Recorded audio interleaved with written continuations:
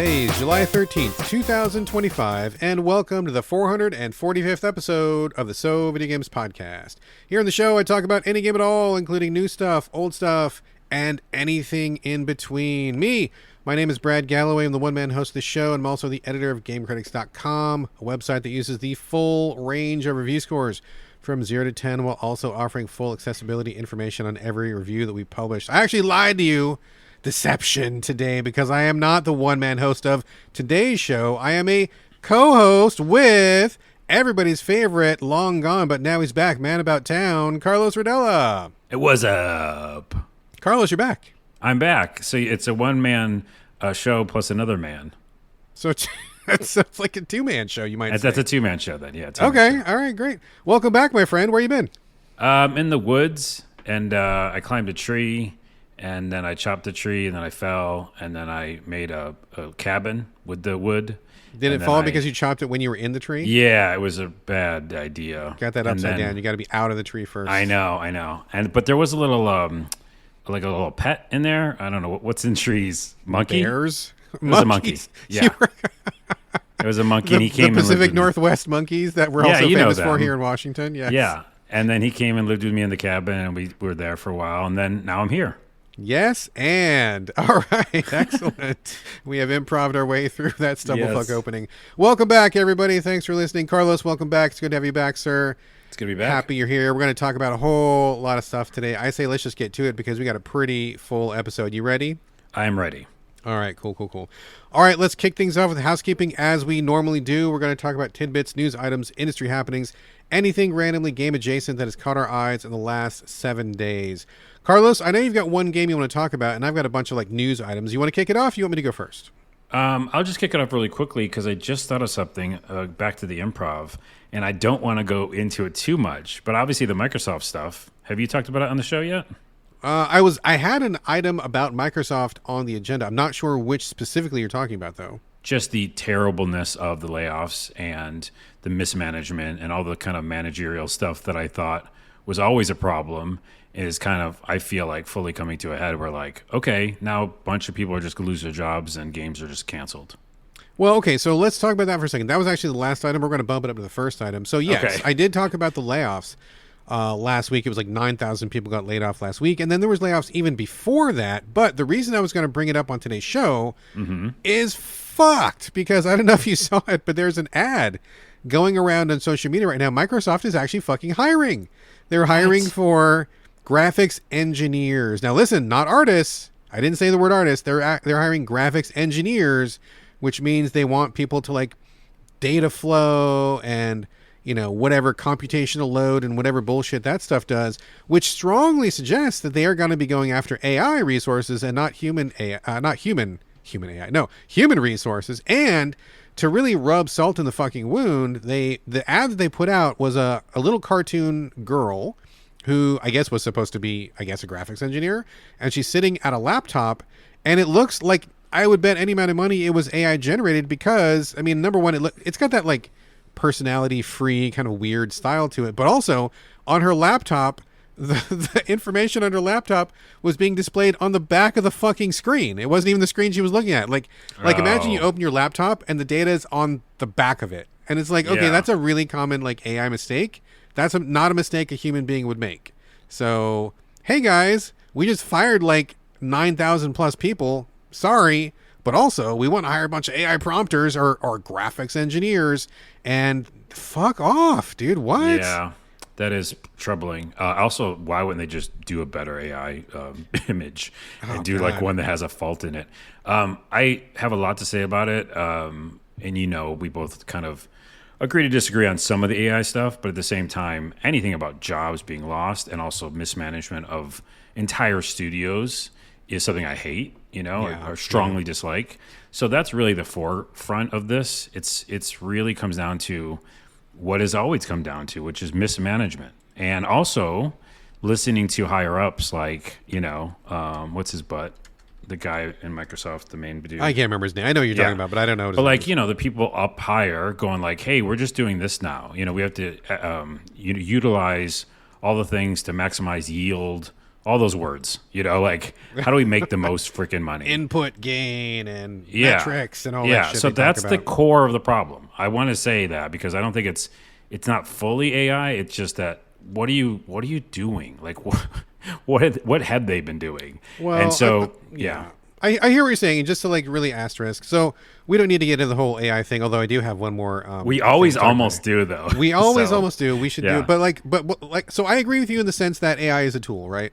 And then like any tool, it can be used for good or for evil. And I can imagine a world in which we pay people for donating their art to the learning model, and we get their consent, and there's contracts in place, and we can, we're not putting people out of jobs, and we use it for specific instances where it really does help and it doesn't unemploy. I mean, there's a reality in which AI can be used in a positive way as a force for good. I don't think we're in that timeline right now, but I hear what you're saying. Like just like a hammer can either build a house or kill somebody. I mean, you can do something good with something, you can do something bad with it. It's all about how you use it. And right now I feel it's being really used poorly. I agree, and I just think that back to that tool analogy, it's like, in my opinion, why I brought it up really quickly is that it's just, I mean, I've been talking about this on the podcast since I don't know for years, because I just think that Microsoft, I don't think they don't care, like they don't have to care because how much money they bring in, and then when the Activision thing happened, we talked about it on the show. Like that was just to make a good chunk of money, which is a new word I came up with, and then not again. It's not about gaming anymore, right? I think it stopped being about gaming probably around that time of that merger, and now it's just about maximizing. And so it's like shareholders are maximizing, and that's it. And especially with the whole idea of them just basically getting rid of Xbox, which again I used to be part of that world and saw those fans who were feverishly supporting Microsoft. And they just threw them all under the bus. They're like, you don't matter to us, really. Yeah. At the end of the day, the whole fan fest and all the stuff that was really cool, it's just out the door because they just want to be like, well, how do we get a Windows machine in everybody's hands? And that's what those portables are going to be, right? That's my whole soapbox. It's just they're just going to be what everybody said when Xbox One came out is, oh, isn't that just a Windows machine? Well, yep. Now that's where we're at. So that's my 2 cents. I mean, there's been competing forces within Microsoft for a long time. I mean, I know that it's been reported several times that the larger Microsoft entity never really took gaming seriously, and the people inside, sometimes they would have a really good gaming evangelist and things would get better, and then they'd put a bean counter and then things would get worse, and they kind of go back and forth. And, it's pretty clear that Microsoft as the corporation, gaming is not one of their core beliefs. It's not one of their core values, and so it's easy to see gaming as a concept get kicked around and kicked down a few times. So ups and downs for sure, but regardless, it's the height of shittiness to fire people off and then the very next week say you're hiring again. So anyway, and that goes back to management. How do you do that as a manager? That's insane. Okay, we'll leave that alone. I think it's just garbage, so I'm glad we brought it up to call out garbage. That's what we do on the show. We do. And then I just wanted to mention Mind's Eye because I haven't been on the show to talk about it, and I'm pretty sure you haven't covered it. No, okay, so just to give people a little bit of context before you jump in. So I don't really know anything about Mind's Eye. As the editor of GameCritics.com, I got PR for it, and I got to be honest with you, I had no idea what they were even pitching. It was multimedia experience and innovative thing, and this, is it even a game? I don't even know what we're talking about. What kind of game is it?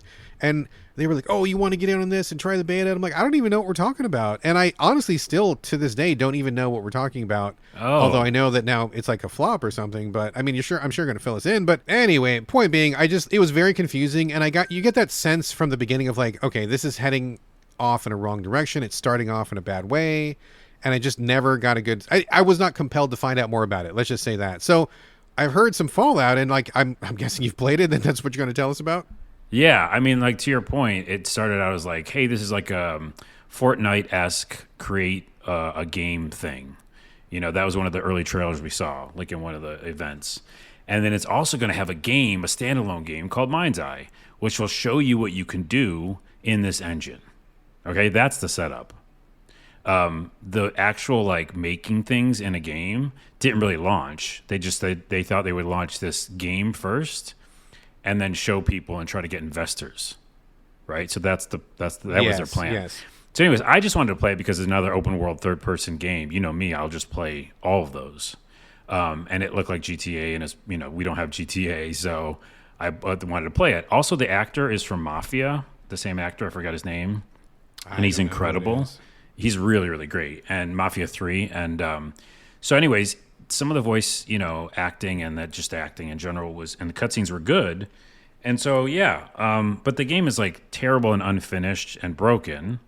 Are we talking just like generic third-person shooter, or what are we even talking about? Yeah, like it's basically a sci-fi shooter where they could have talked about AI and robots because AI and robots are in it.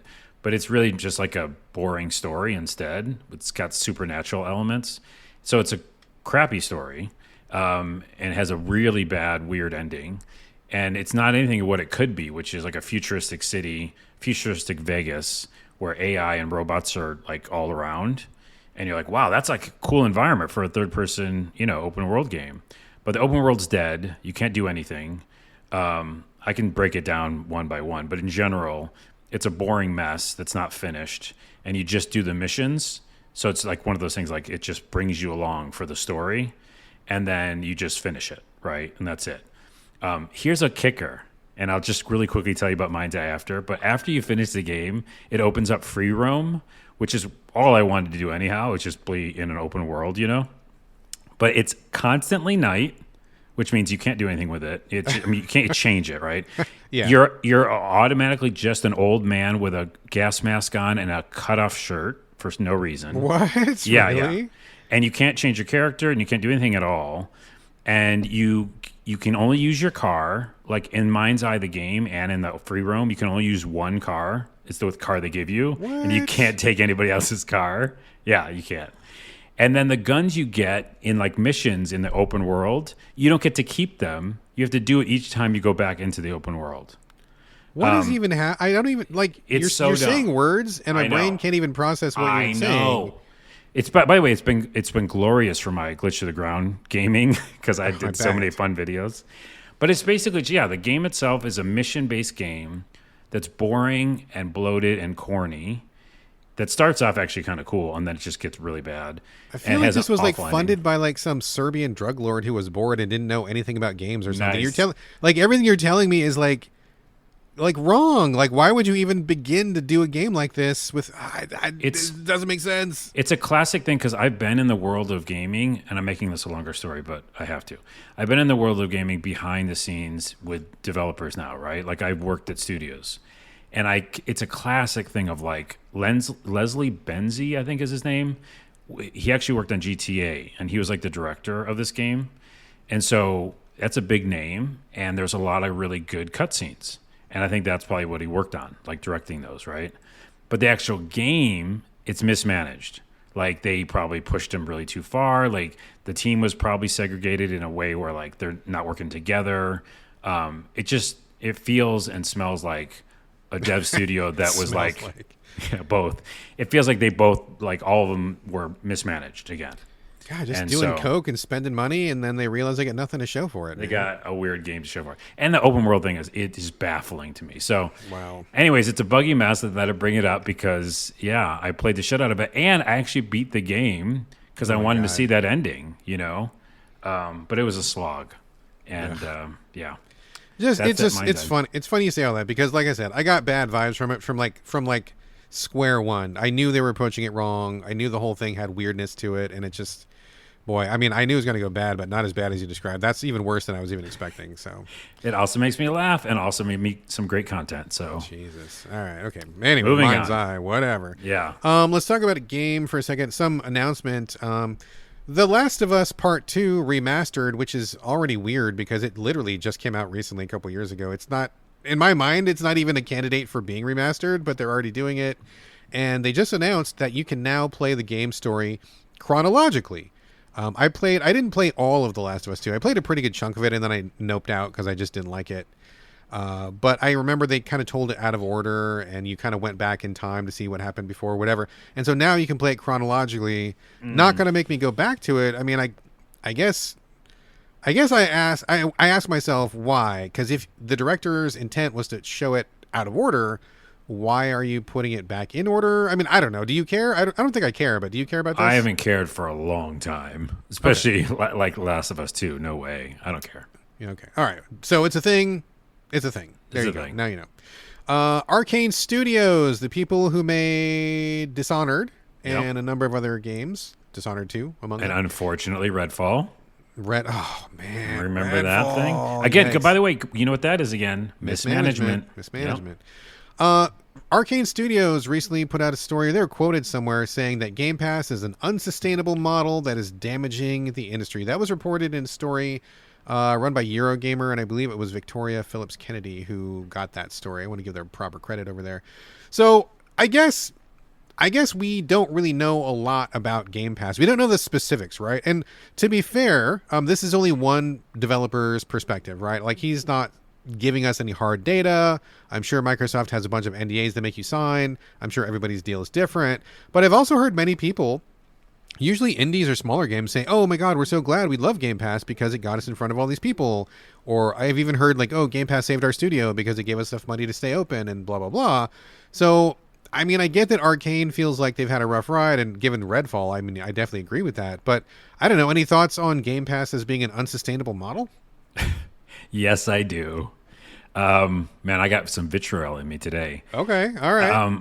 Yeah, I've always not liked the idea. Like, even when we talked about it on the show, and we were like, you know, I would make a joke about the cheapest place or the best place to play games is Xbox, right? Because Right. it's like you would say, oh, it's on Game Pass, Carlos. Best place to play games, you know? Exactly. That was a And bit for like a long time. I would always like, you know, go against it in a way, and in my back of my brain go like, yeah, I still don't think it's good. And why? Well, let me articulate really quickly. I think, and I do know some specifics because I do know some stuff I can't talk about, but I'll mention it in like, you know, regular, casual, not saying names. Generic terms. Yeah, generic terms. Is studios would get money to stay open, like you just said. Staying open isn't making a profit. Okay, Sure. brah? Sure. And say you sell your game by yourself and you got some virality from a TikTok or whatever, and then people found out about you instead of having a publisher, you make oogots of money, okay, by yourself. Is that good or bad? That's good. I Okay, made good. up another name for money. Sorry, I wasn't sure if that was like No. positive or negative. Okay. Moolah, lots of moolah. My point Okay, is, gotcha. I think that a lot of times, like a lot of things in this society right now and Netflix, you know, there's this kind of smoke and mirrors stuff that's going on where you're like, okay, this is great. And it's like, because it's in everybody's face, it's a good thing. But the behind the scenes, it's not. So my short version is, I think it's bad. I agree with that guy. I think more people need to speak out against it. I think obviously for the consumer, it can be good, but that doesn't mean it's good for the studios. Sure. And if it's great for the consumer and it's bad for the studios are still going to lose. Right. And so it's like zapping out like a cartoon or something, zapping out the soul, you know, of something and giving it to somebody for cheap. And you're like, well, what about the thing who made it? You know, that was a terrible metaphor. Forget that. There was a metaphor in there? I know. I wasn't just sure. saw it and I was like, what am I saying? But the point is, you know, I just think it's bad. I think there's a lot of people who get visibility, right, from a publisher, just like a music, like with Spotify, or which we could talk about later. But, you know, that's the same kind of issue. It's like, yeah, visibility is cool, but making money so I can make another game is cooler, right? Right. And I think that's it. I think a lot of people, a lot of studios got used for their name and their brand. And we know from clear facts that Microsoft doesn't give a shit about, you know, its studios. It doesn't give a shit. I mean, that's confirmed. That's yeah. confirmed for sure. I mean, we didn't talk about it, but the Perfect Dark thing, right? Like the whole story that went around the internet was like Phil Spencer and a bunch of people were playing the game and going like, this is the best game ever. And then they canceled it. yeah, So- and it was in the development for like, what, 10 years or something like that? Yeah, a very Like long time. Really long time. Probably really close to release. I don't know. But the point is, they just don't give a shit. So I think Game Pass is bad. And I think I've been on record saying that for years. So, yeah. Well, good to look at it. I wish that Microsoft was a little bit more open about how it worked. I think the idea is, I mean, you know, people have been talking about like the Netflix of games forever. Microsoft comes along and does it. I mean, Sony's got their own kind of form of it or whatever, but I think maybe Microsoft probably comes closer to what people thought of when you propose that idea as a phrase. But, you know, I mean, it's probably It's probably, without knowing any specifics. I mean, maybe you know some behind the scenes stuff. I don't know any details. I've never talked to anybody who had a Game Pass game who was willing to talk about details. So I don't think there's any stories anywhere with like hard data. And I'm sure, again, it's probably a different deal for everybody based on, whatever. It's probably bad for the studios who want to sell games, probably great for the indies that probably wouldn't have sold games.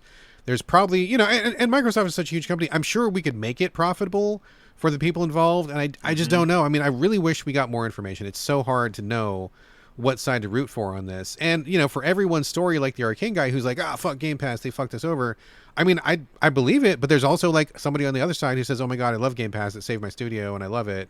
So it's really hard to know what's what. Maybe as a general rule, maybe worse for big games, better for small games. I mean, I don't know. That's probably the general rule, but I will say this. If there was more people that were making a lot of money and really excited about how much they made from Game Pass, they'd fucking talk about it.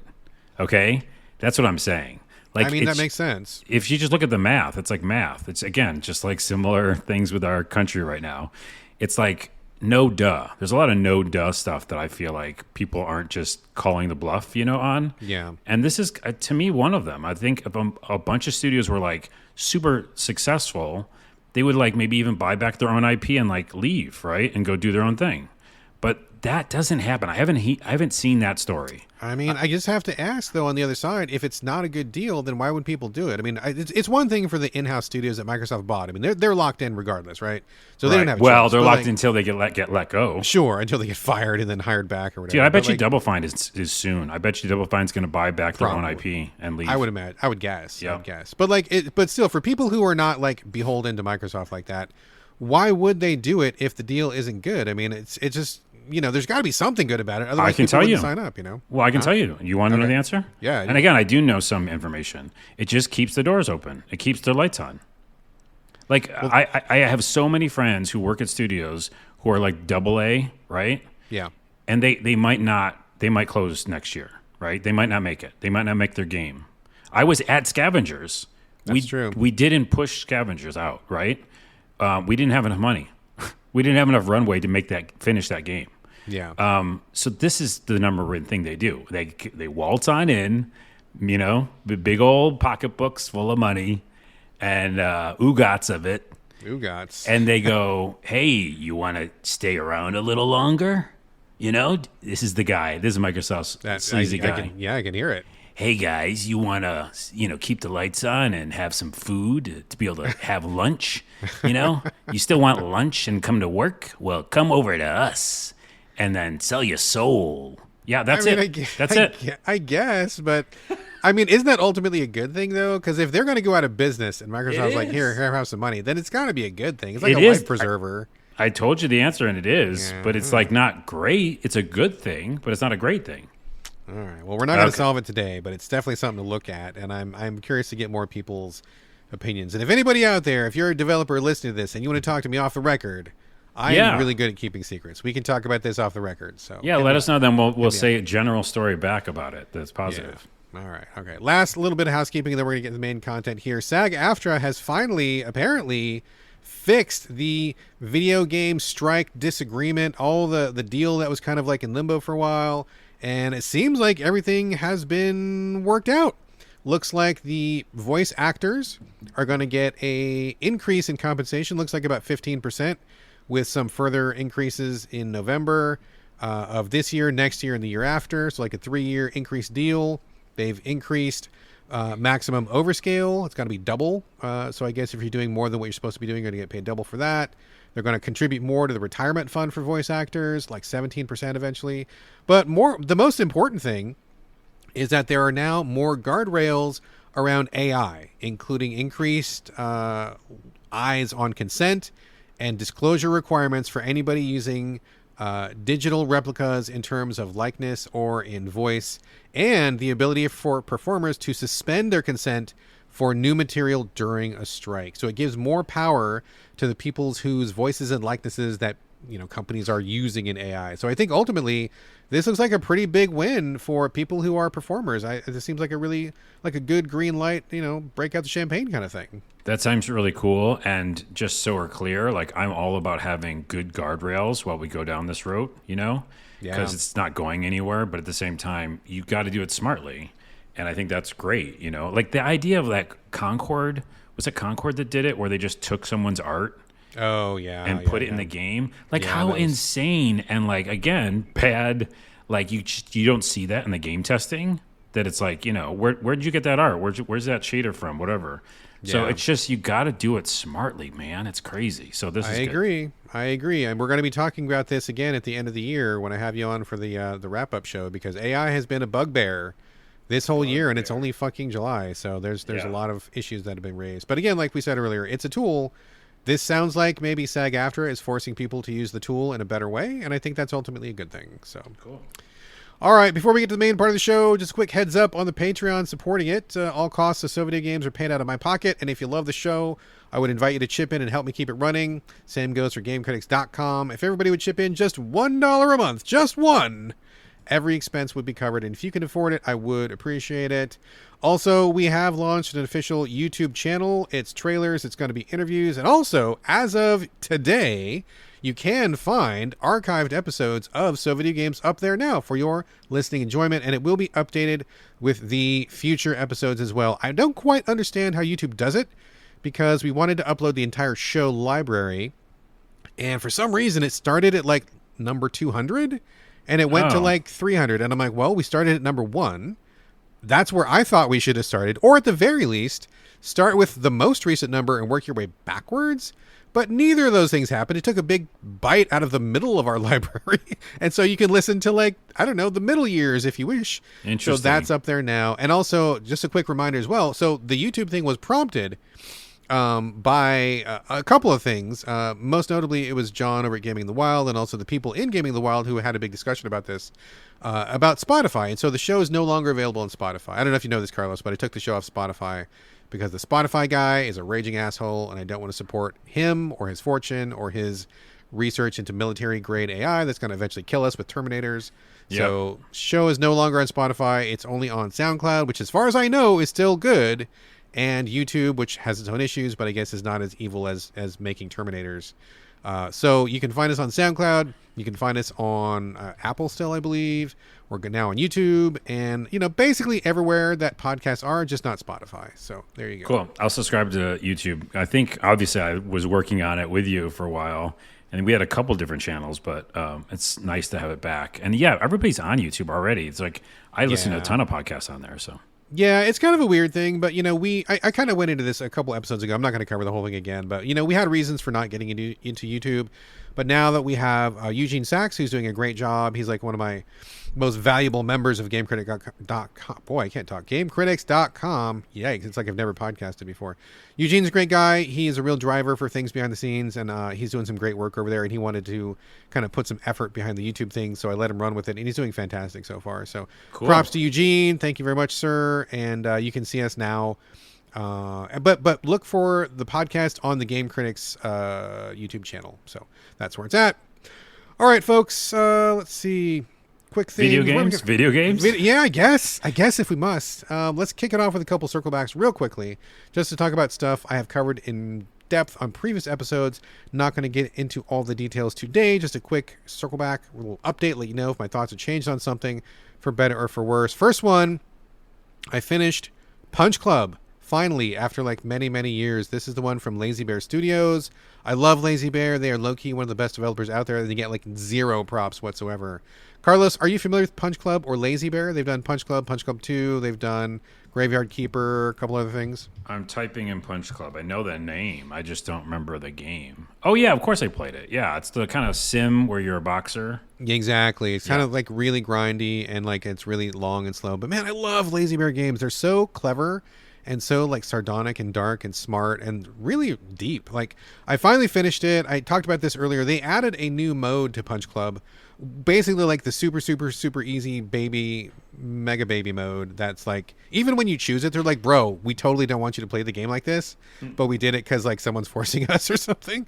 And basically what it does is it puts the game on super easy mode. It's a little bit easier to play, but also the most important thing is that in Punch Club, when you are like working out with your little boxer in the sim element, you can work out, but you lose gains and you also gain gains. And so like when you level up, if you don't keep working out efficiently, like you lose your gains, and it can be really a slog to get through the campaign, because if you get distracted doing some side quests or something, you lose gains. You got to go back and like work it out, and it just like added time to the whole thing that just didn't need to be there. So I put it on this super mega easy baby mode. I don't care, and I played through the whole game. It was super easier, and it was great.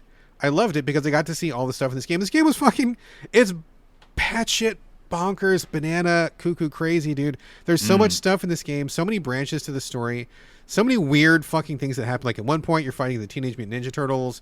Terminators are in there. You time travel. There's like a talking cat. There's like all sorts of shit in this game, and it's just like it's like this giant fever dream of shit that they have thrown in there that you would never really get to see if you didn't get through like the boxing part of it. So anyway. Okay. Punch Club was fucking rad as fuck. I thought it was so fun and so great. Definitely rough, and you can see huge improvements in Punch Club 2, but worth playing. I think I bought it on Switch for like $2 or something like that. Play it on the easiest possible mode. Just see how whack some of this shit is. It is like laugh out loud, like a good time. So I had a great time with Punch Club. Very happy to be done with that. The other circle back real quickly is for Date Everything, the dating simulator that just came out recently, a couple weeks ago, where you can date like literally every object in your house. Have you seen this one, Carlos? Yeah, and I saw you talking about it on Discord.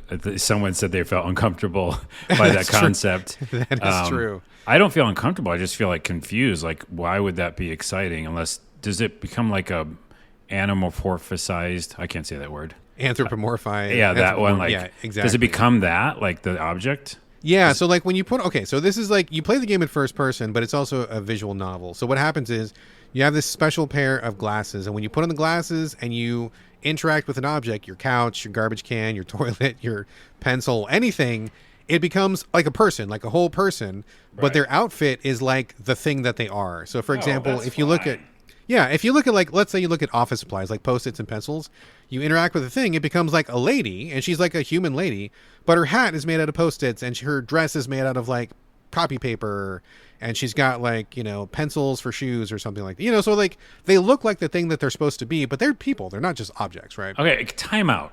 I 100% want that. I'm a single guy alone in my room doing nothing.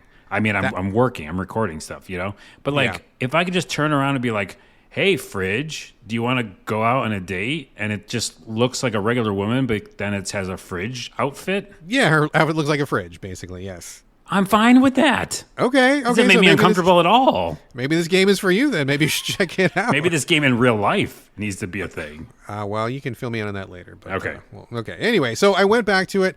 I was pretty high on it when I talked about it a couple weeks ago, or maybe it was last week. But I will say this game, I think, is a great idea, but I feel like there's some issues. So number one, too many characters. There's like literally, if you get the DLC, 102 characters in the game. Oh. By the time I quit the game, I was only up to like 55 maybe, and I'm like, oh my god, like this is like, imagine like meeting 55 people and then you do the introduction for each one. Hi, who are you, what's going on, what's your thing, like 55 times in a row. Yeah. It got kind of old after a while, and it was very difficult to figure out like what the progression of the game was. Like, how many people did I need to meet in order to like, quote unquote, like, finish or roll credits or something like that. I felt like too much time was taken up by like meeting people. And even after a couple days of playing, I still had met everybody, and I'm like, oh my god, like how am I supposed to deepen any of these relationships, or how am I supposed to pursue anything? So that was kind of an issue. It got like really like exhausting. But that wasn't the worst thing. The worst thing was like at some point it's revealed that you need to like increase your stats in order to like eventually push things to the end game or whatever. And like when you complete a relationship with somebody, you get like the tiniest possible bump in stats. And when I saw how much I needed to get, I was like, oh my god, do they really want me to like have a relationship with like everybody in this game in order to? I'm like, no, that's too much, dude. Like, it's like I like cheesecake, but I don't want like 5 cheesecakes in one serving. I want to have like maybe 2 slices, a little strawberry and whipped cream or something. I don't want to eat 5 whole cheesecakes, and it felt like 5 whole cheesecakes worth of content that it's too much, dude. So that was kind of unfortunate, but I will say also, there's a lot to like. Voice acting, top fucking shelf. It was so good. The writing, really fucking funny. The artwork, amazing. Like everybody was like super sexy in this game, dude. Like the guys were like studs, and the chicks were like super hot, and there was like androgynous and queer people too, and there's folks in the middle. I mean, there was flavor for everybody, right? And the art was great. I loved everything about it. Just too much. Final asterisk, I will say, this game absolutely needs to be like on the adults only section of Steam, because it is like ridiculous, like how deep into the art they go, because some of the art is like pretty sexy, nothing explicit, but like a hair away sometimes with the designs. But the stuff they talk about, the dialogue, some of the dialogue is pretty explicit, and I'm like, you guys are like a half step away from being an adults only game. You should just lean into it. And like real talk, dude, if I knew I was going to get like nudity at the end of each of these relationships, I probably would have played longer just to see like where it would go. But it's going to be just like chased the whole time. And so I'm like, it's like a lot of work. And I feel like I'm not going to get it's in between. Like, it's in between. Yeah. Like I feel like they should have just gone for it, dude. Like if they put out a DLC where it's like, if you knew you were going to get at least like one piece of like adults only art at the end of each relationship, that I think would be a good motivator. As it is, I'm like, it's like 3/4 of the way there, and it just kind of wore me out at the end of it. So I kind of bounced. So anyway, right. Still a good time though. And I guess, Carlos, when you explore your couch and your fridge and your desk, I maybe give me like the really super abridged version of that. I don't think I need all the details there. Yeah, it's not going to happen in this world. I'll go and just talk to like, the counter, and it'll be like, get out of here. Okay. I don't know. I got nothing left. Nothing left on that concept. We'll circle back on it. All right. That's it. Let's get to the main portion of the show. Carlos, I know that you want to talk about Tony Hawk 3 and 4. You want to start there? Yeah, let's do it. Go for it, my friend. It's a video game. You skateboard. Nice. And that's it. All right. Next. So the next game I want to talk about is so Tony Hawk 3 and 4 remake, remaster, whatever you want to call it, came out just recently. I loved Tony Hawk as a kid. I played all the games. I played Underground. I played pretty much every skateboarding game there is, including Thrasher for PS1, which was one of my favorite ones because I don't think I even remember that one. Yeah, it was one of the first skateboarding games that used ragdoll physics. Oh, I can see how that would be. You know what I mean? And that blew me away. I was like, oh my goodness, doing that bail, and had really good music. And so, I bought 1 and 2 remasters when it came out. And I think it was fun. I didn't like love it, but I thought it was like done well. But 3 and 4, I think I might have played more, like the originals. Mm-hmm. And so I kind of knew them a little bit better. And on top of that, I just think that it improved the gameplay. Like it kept adding things, and career mode was in 4. And I just have fond memories of it. So of course I was going to buy the new ones, and I did. And it's great. It's like an 8, you know what I mean? Like it's great. Like an 8 out of 10? 8 is great? Yeah, it's like 8 out of 10 great. Okay. I think the negatives are 4 used to have, the original 4 had career mode, and you would like go talk to people, and that's what started down that path of like Tony Hawk Underground and All American Wasteland, where you like literally go into story modes, right? Like meeting people, doing a story, and then skateboarding to get it done. Yeah. And so 4 started that. But what they did with 3 and 4, because I believe it's Iron Galaxy did the development on it, they just pared everything down to just skating. So like there's no career mode in 4. It's just like some of those puzzles are just things you have to do, right? Instead of meeting a person and saying, hey, go do this for me. It's just like, just do it, do the extra thing. So that's a little bit of a downer because that's what made 4 special, I think. Why don't you fill us in a little bit, just to pause real quick, because I'm sure there's people out there who probably have never played the Tony Hawk series. I mean, we're old people. And so we were around when Tony Hawk 1 came out, and we actually know who Tony Hawk the person is and all that stuff. But like for people who you clearly know it's like skateboarding, but you want to talk about like how it plays and all that a little bit? Yeah, in general, Tony Hawk, kind of the originator, alongside a bunch of other ones that were lesser known, like Thrasher, were, this idea of arcadey skateboarding. So you just go in, have fun. And to us at the time, it was like super realistic. But it wasn't ever really. It's like it's kickflips and grinding and all the things you would do in skateboarding, but it's really focused around a 2-minute time limit to go do a bunch of things, like get the letters skate, like find the S, find the K, and get a high score. So it felt very video gamey even back then, but it's also super fun because you're doing like unrealistic things, right? You're doing a kick flip to a grind to an ollie back to a air grab and then go into revert, and it makes 20,000 points, Right. Real combo based. Yeah. Combo based. Yeah. So it's always been about this flow state, which feels fun as hell, like it's really fun to do, but it's not like slow and methodical.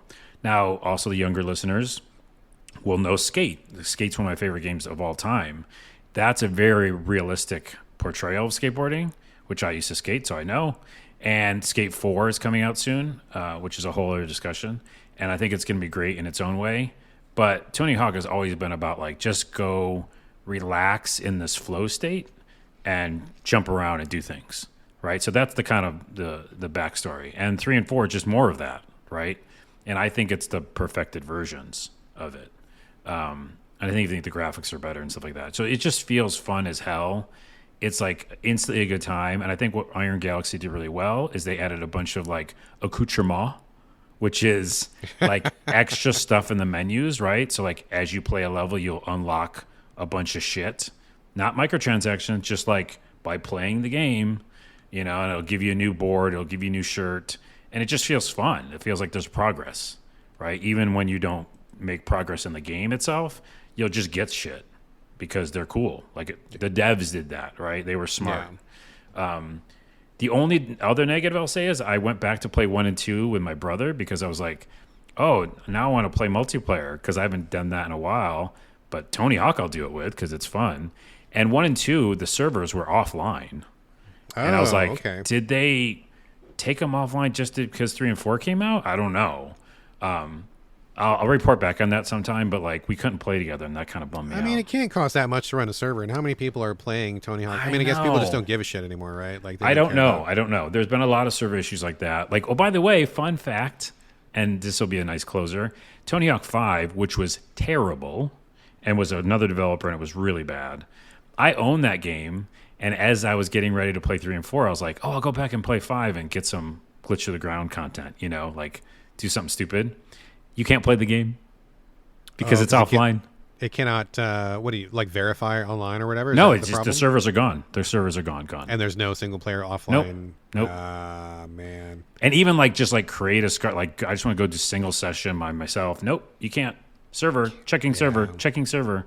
That's like the thing we always talked about in the show. Yep. So you can't play 5. Yeah. But with all that said, 3 and 4 is fun as hell.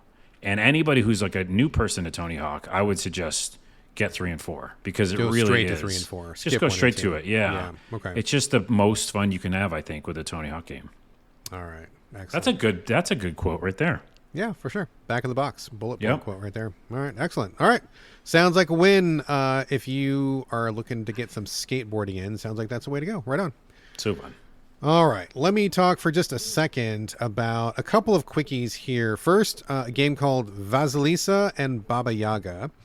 This is coming to us from an Eastern European developer. Those are Eastern European names. And Baba Yaga, I'm sure most people know, is the witch that runs around in a hut that has chicken legs.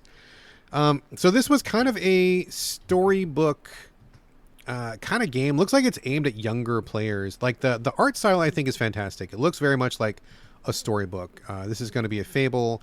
It starts off talking about this little girl is going to get murdered by her stepmother. So it's got like a Grimm's fairy tales kind of a vibe to it, the darker stuff. And so 2D, like colorful art, and you're kind of walking. It looks very simplified. Like you're just like walking back and forth a little bit, picking up an item. But like kids could manage this no problem if they were interested in like this kind of like fairy tale, fable, folklore kind of stuff. So it starts out okay. And I'm like, all right, cool. Let's see where this is going. I dig some Eastern European stuff sometimes. Really got into it a lot with like stuff like Black Book and some other things. Witcher, of course, obviously. So that kind of vibe.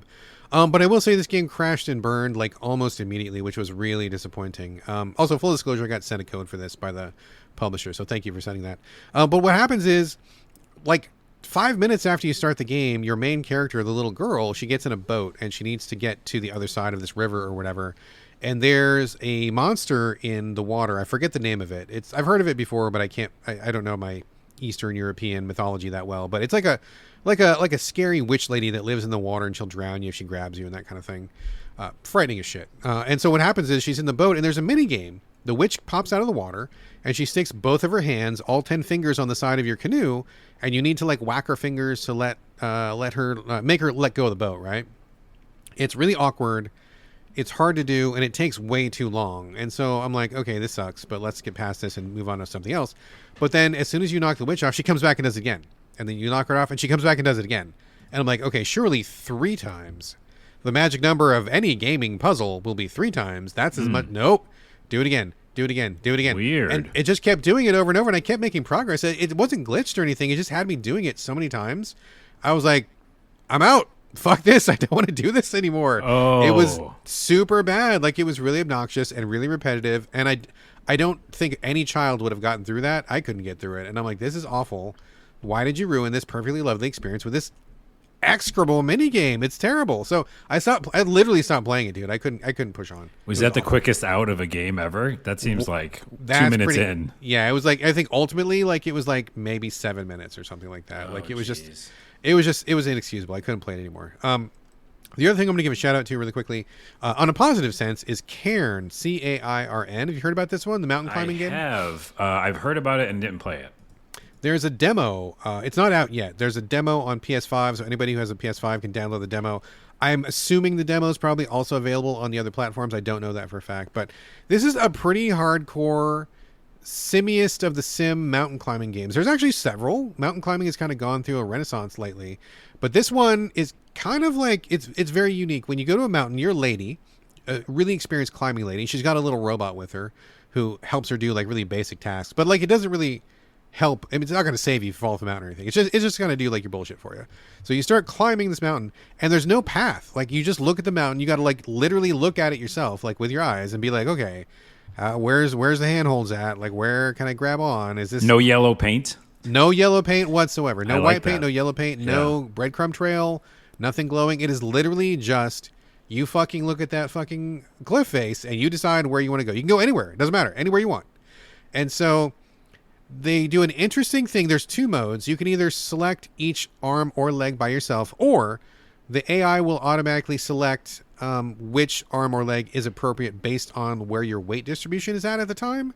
So like, if you've got a pretty good footing on both your right and left leg, and you've got a good grip on your right hand, the game will automatically select your left hand to be the one that reaches. And then once you grab with your left hand, it'll sense, okay, now it's time for the right leg to move. And it kind of moves it on its own, giving you like a step-by-step instructional how to get up the mountain. Pretty cool. Interesting. You don't have to do that at all. You can turn it off if you want to. But I thought that was kind of cool. And I feel like maybe like 85% of the time, it did do the move that I wanted it to do. Now, to be clear, I'm not talking about AI as in it's doing it for me. It's just like, you know, the way the game engine is like kind of moving your character around. So it's a little bit procedural, but not exactly. So it's got this really interesting motion where you're moving hand by hand, foot by foot. And the clever thing is that there's this stamina meter. Now, I will be direct and frank and say the game does not explain this well. This fucked me up until I figured it out. And I think they could tutorialize this a little bit better. But if you have a solid handhold, you can turn on a feature in the menu that when you get a good solid handhold, like you get a flash or something. And that means you're good. That's a good place to sit. If you don't have a good handhold, you will not get the flash, and you can still do it, but then your stamina starts counting down because you are putting out force to stay in this poor handhold. So if you go from good hold to good hold to good hold, no problem. Stamina like barely dips. You're really strong, safe up the mountain. It's all good. But there's a lot of times when you're like 3 steps away from a good handhold, and you got to do like a shitty one and a shitty one and a shitty one. And so you're like kind of like spidering your way across the cliff face, and you want to do it really quickly so you don't run out of stamina because you can't hold those positions. And you got to get to that safe handhold like quick. And if you can get back in there, get yourself locked back in, then you're fine. Right? So it's kind of like you're kind of gambling to see like how long can your stamina hold out. You want to go from safe place to safe place. Pretty fucking compelling. Now it's slow. It's tedious and it's grueling. It's probably about as much effort as it is to fucking actually climb a mountain. So it's a tough play. Like, it's very sim, very like, very brutal. I fell a couple times, and like there's some really tough sections, which I think is really compelling and interesting. It's like a tougher version of like Death Stranding, but like going just vertical, kind of like how you navigate the landscape, you know? Yeah, I was gonna say, and it's gonna come back up later, but like that, like Death Stranding 1. Exactly. Death Right? Stranding 1. Yeah. And so a little concession is you have these little automatic pythons that you can like drill into a mountain face to kind of save you. So if you fall, you'll get caught by your python and you can, climb up. And then you only have a limited number of those, so you can't spam them all the time. But then you get to the top of the mountain and you get a place to stay. You can like camp. You get some food and water. You tape up your bloody fingers. You repair your gear. You get yourself ready to go. You sleep as much as you can, and then you like press on to like the next peak. It's fucking compelling, dude. Like, I was like, I didn't play too much because I was like, okay, I could see myself playing this, and I don't want to spend 12 hours on the demo because I'll have to like redo all that. Oh progress, yeah, right? climb up the same hill. Yeah. Yeah, exactly. So I'm like, okay, I like what this is doing. super simmy. I like the idea of mountain climbing. This was really compelling, and I think it's pretty cool. It's not for everybody. I definitely don't think it's for everybody. It's kind of like very, very grim, very tough. Seems pretty unforgiving, but I think if you like that kind of thing, this might be something worth looking at. So, I feel like the game bakers, that's the devs. I feel like they did something we know. They did, and I don't know what it is in my head, but it's something that we liked. I'm pretty sure what it is. I'm going to hit it on Steam. Hold on one second. I'm going to hit it on Steam just to make sure because we liked it. Haven. I liked Haven. Is that the one? Haven. It shows Haven, and then it shows Fury. Fury. I did play Fury. Yeah, I liked Haven a lot. Remember, Haven was the guy and the girl who lived on that planet. I think I played the demo. I don't think I played the full version, dude. I don't think I played the full version. When I stopped, but I did like the vibe of it. I think that's the same kind of character models was in Haven. Yeah. And they've done some other stuff too. They've done some different things. So they're. I'm gonna check this out. Yeah, check it out. It's brutal. Like just full disclosure, it's rough, man. They don't hold your hand at all, but I think it's compelling. I was really really fascinated with this one. All right, I wrote it down. Oh wait, before we leave that idea of brutal real quick. Yeah. Just to mention it because I did play the demo of Baby Steps. Did you? I want to play it, and I saw the trailer, but I did not play the demo. Is it on PS5? Yeah, it's on Steam right now still. I think the demo is up there. That's how I played it. Probably Next Fest or something. But I just want to say that, like, I played a lot of those games. You've liked some of them. I haven't liked most of them, which is like Octodad and like use all these weird controls to move your I think appendages. Struggling was one of them. Struggling was like fucking amazing, yes. So this is the first one out of all of them. I mean, it has comedy, which is a big thing for me. And the comedy's weird. It's not like just laugh out loud funny, just an odd kind of sense of humor. But I was like doing well in the game. And I was like, oh, okay. It's like there's something they did that's intuitive. Like it's difficult to just walk. Essentially, the whole game is you are a person who was sleeping on the couch, just lounging around, doing nothing in your underwear. And then you're like transported to like a mountainous area and you've got to like walk in like mud and like mountains and stuff. So think Death Stranding, but with like just some dude who was on the couch earlier. That's this game. Okay. And some comedy and some weird characters you meet. But it took me like, I don't know, 5 minutes of like just eating shit. And then all of a sudden I was like, it clicked. And I was like, I know how to walk. I know how to walk fast. And I was like doing well in the game. And there was like a challenge. There was like a mountain that was like just to get this one little achievement. And I tried it because I was like, I think I can even do this difficult thing, you know? So that's a kind of a message to a lot of people who are making these games. Make it accessible enough, right? To get people who aren't just like an expert at doing this kind of weird controls. Yeah. Because I'm all in now. Like when it comes out for full release, I'm buying it because it gave me the confidence to be like, okay, it's tough and it's weird, but I can pull it off, you know? There was something they did with the controller, the way you do left to right. It just felt good. So I'm here to say everybody should check that out. It's definitely on my radar for sure. That is definitely the kind of thing that I like to play or that I would play. Yeah. And hearing you have that positive feedback on it is really good. And I agree with you. I think any amount of challenge is fine as long as it feels like a fair challenge. And part of that fairness is teaching you how to play it properly. Like, you know, walking you into it, having a good difficulty curve. I think people can really handle a lot more than they think they can if they are given a chance to kind of like rise to the challenge and not just like thrown into it from the get-go. So yeah, exactly. I agree. And that was Baby Steps is what it's called, right? Baby Steps. Check it out on Steam right now. Yeah. All right, cool. I have one more game to talk about before we get to Death Stranding. Do you have anything else you want to talk about, Carlos? Anything you want to throw in last minute? I think we'll just do Death Stranding because we have enough to talk about on that. All right, let's do that then. Let's move on to Death Stranding and I'll wrap up with a real small game afterwards. But let's cover this one together because I feel like Death Stranding is the big thing that everybody's talking about right now. People are playing. Obviously, it's the sequel that Hideo Kojima has just released recently. So you have finished or not yet finished? I've not finished, and I want to do the history real quick of Death Stranding 1 with us because we talked about it on the show. We talked about it quite a bit. You want to kick us off? Why don't you start? I've been talking, so why don't you tell us about I'll just quickly say, like, a look back to Death Stranding 1 is we both enjoyed it. It was both, like, kind of a memorable moment because it came out pandemic, right? Like, heavy beginning of it, right? And it was about being alone and isolated. And it's just one of those things, like a movie or a show or a song or something. Man. Yeah, incredible. Of the moment, yeah. And so I overall loved my experience with it, and it was a difficult simulator where it just felt like you had to traverse, and the success was in the traversal. And jump cut to 2, and what I think isn't in that game, which is I think 2 is a more like a Hideo Kojima just story weird thing with combat, and it's not like the same experience. But I wanted to bring up 1 because infamously or famously, I don't know, I didn't finish that game because I got near the end, literally like 90% done, and there was a ton of cutscenes, and I was so bored and done with it. Like I didn't like the ending. And Yes. and asterisk, you weren't either. No, I hate it. I hate it. You It's hated crap. it. Yeah, it's junk. And I remember this like it was yesterday. I either called you or texted you, and I said, "Hey, should I finish this game?" And you go, "Nah." You straight up said, "Nah," and your "nah" made me not finish it. I didn't beat it because you said "nah." I mean, that sounds like something I would say, and I still stand by that because, Okay. man, yes. The You good part of that go to game- YouTube and watch the Yes. videos, and that's what I did. No, that's okay. That's fair. Yeah, I remember that. It was of the moment. I remember it was COVID and everybody being in their bunkers and Sam kind of going between. I mean, it was tapping into the zeitgeist in a way that I don't think anybody, even Kojima, expected. Like, there's no way he could have known what was going to happen. Mm-hmm. It's just like it all just kind of like synchronicity was amazing. But I love Death Stranding the game. Death Stranding #1 is probably one of my favorite video game experiences of all time.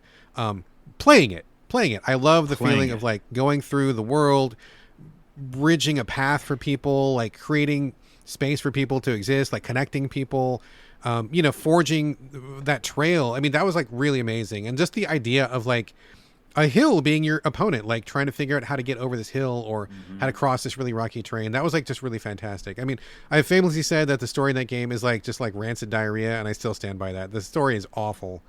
Kojima does not know how to tell a story, does not know how to write a script. I think this is like profoundly uninteresting and confusing pap in Death Stranding 1. I do not like the story whatsoever. And I stand by my right? Because by the time you get to the end, you've already seen everything good the game has to offer at that point. You've had all the gadgets, you've crossed all the territory, and at that point it's just like story reveal after story reveal, which is all just a bunch of just like meaningless blather. So yeah, you don't even really need to finish it. There's so much a parallel to the second game. Okay. Yeah. Okay. So that's where we both are. I still stand by the gameplay as one of my favorite experiences. And in fact, I don't know if you know this, Carlos, I've actually replayed Death Stranding #1 3 times. Oh my goodness, I don't know that. And I skip through all the cutscenes every single time. I don't spend a minute on cutscenes. And when I get to a part where I'm like, I've seen everything, I just stop because I know there's nothing good else coming up, and I just like bounce. But I've replayed the good section of that game like multiple times. And I don't replay shit, dude. I don't replay anything. But that game, something about it I find just like really, really compelling. So I was excited about Death Stranding 2. I assume you were probably pretty excited for it as well, or no? Yeah. Wait, did you play the director's cut of 1 then? I played the original cut, and then I played the director's cut. Okay, because the director's cut added some stuff that is in 2, essentially. That's what I heard. When it comes to kind of quality of life stuff, I think. And possible. I don't I think recall. I heard Maybe. some. Anyways, Anyway. yeah, so I was excited because similar to you, like I almost like the gameplay itself of just traversing, playing Death Stranding 1, especially in the time period it was like a 9 for me. It's like it's everything I wanted in that moment. And also, we got to mention working together with other people, right? It was like the about Strand connection. game concept. That was brand new. When we realized that's what was happening in the game, because they didn't talk about it beforehand. Blew You just my kinda mind. mind blowing. Yeah. You're making a road together, and I was like, what? Someone's like visited my thing. And so that's still in 2, which is cool. And I think Yes. I don't know if you know, but like in 2, if you're driving on one path for a long time and other people are driving on that same path, it makes it a road. Did you know not that? know that. No, it turns no. It's I had no idea fucking about cool. that. So like, say you're going down these weird like mountain area, but you make your own path, which I do all the time, right? And Sure. I go, I'm going this way as a shortcut. If enough people do that, it becomes a shortcut. I knew that the trail got blazed, but I didn't know it became an actual like a road. Like Not a road, paved road. No, but Oh, like yeah. a more like like a dirt path. Yeah, I've seen them like show up in the map. Like the popular paths will show up on your map, and you'll have these routes and stuff, which is pretty fucking That's cool. still pretty cool. Yeah. Yeah, amazing. So I was excited, and so that's my backstory. And it's just funny because it literally, at a current state that I'm at, it might mimic the same experience as 1, which is I played the shit out of this game. I'm 85% done. That's what it says on the PlayStation. And I feel like I've got the whole thing. Yeah. And I just got to a cutscene that made me very upset, which I'll talk about in a second. And I was like, that cutscene reminds me of a cutscene that I had in 1 where I was like, Brad, do I need to finish this game? Because, yeah, the game itself in general is less of a struggle. Yes. It gives you more vehicles. It gives you a lot more weapons. I got to do a lot of melee, which I liked. I had a sword. As soon as I got a sword, I just fucking used the sword. Did you ever use the swords in this game? I have a sword. I haven't had a chance to use it. I have the sword. I've had the electric stick. I've had the electric punchy gloves. And I've learned some kung fu. So I've done those things. Okay. But I have not. The swords are the best, and they are crazy damage, and you have to take them off the robots. The red robot guys, yeah. So when you beat those robots, pro tip for everybody, go get their swords.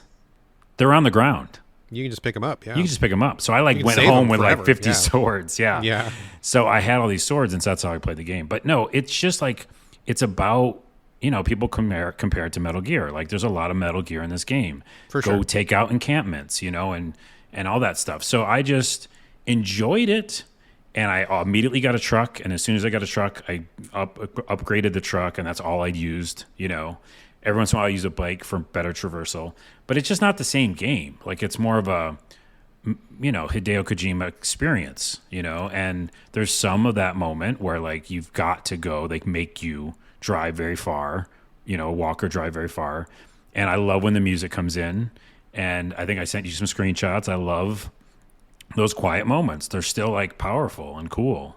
And here's my asterisk. I think more games need, full songs in their games because it's pretty impactful, right?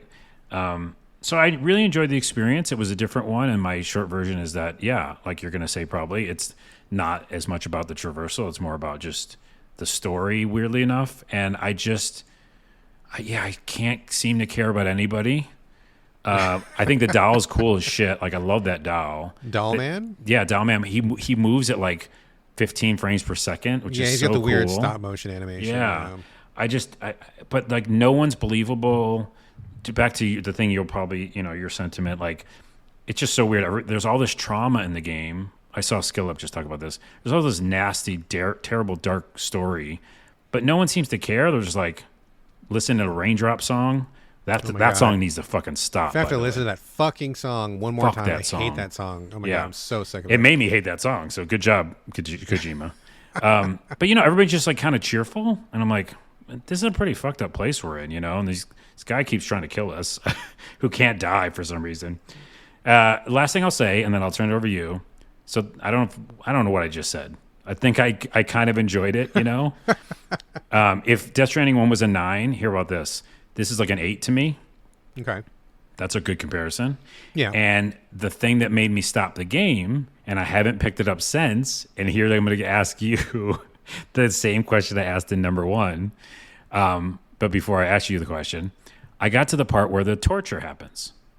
I don't Do you know about the torture? No, you are further than I am. And so okay, so I'm not spoiling anything, Yeah. but I do need to say this to people listening and you. There's a scene of torture. And I happen to remember GTA happened. There was a scene of torture where you had to torture somebody. Do you remember that? Oh, yes, I do remember that. Yes, you had a yes. screwdriver, something bad happened. You couldn't skip it. And I was like, fuck you, devs. I don't want to do this. Yeah. It was the same thing. So you have to do something. I won't say you don't have to do something. Something happens. That's all I'm saying. All right. And it doesn't, you can't, it's unskippable. Oh, no. And I felt, and I'm in a kind of a sensitive place in my own life, where I don't like trauma, right? I'm still processing my own trauma. I think a lot of us are. And it just felt like really fucked. And I'll say it like, I can't say the word fucked, like with enough gravitas.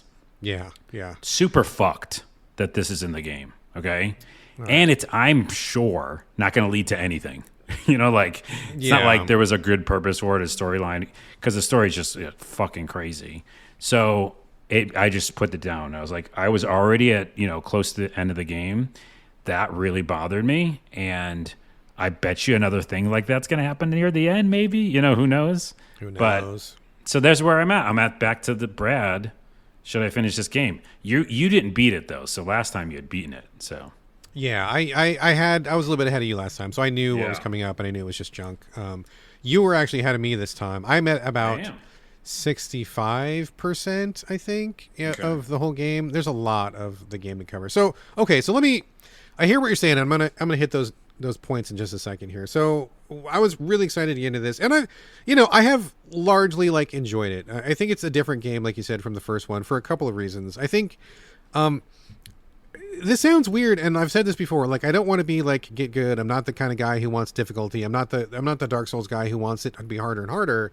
But I think that there's something really lost in this game because there have been very few instances where I felt challenged in any way. And what I mean by that is, at this point, I've probably put in at least 40 hours, if not more, of traversal in this game. And most of that is simply going from point A to point B. Like, I've only used ladders maybe 2 times in like 40 hours at all.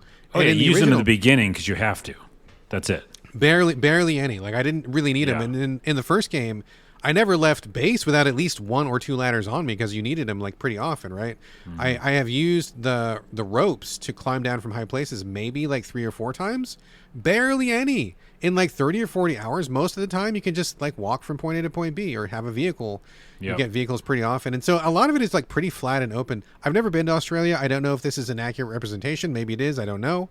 But I feel like a lot of it has just been going back and forth with very little challenge and very little creative crossing of the terrain. Like, very few times have I had to look at something and go, okay, well, I'll go up this cliff and then I'll pop a ladder right there and I'll cross that chasm and then I will rappel down and then like I used to do that all the time in the first Death Stranding. Like, you had to be pretty creative about getting to places. Like, it was difficult. There was a lot of dangerous sections that were hard to traverse. And this time I feel like that's been scaled way back. And even more so, when you get a base on the chiral network and you connect it, all of a sudden there's like roads and there's a generator every 5 feet and there's bridges all over the place and all the rocks have been worn away.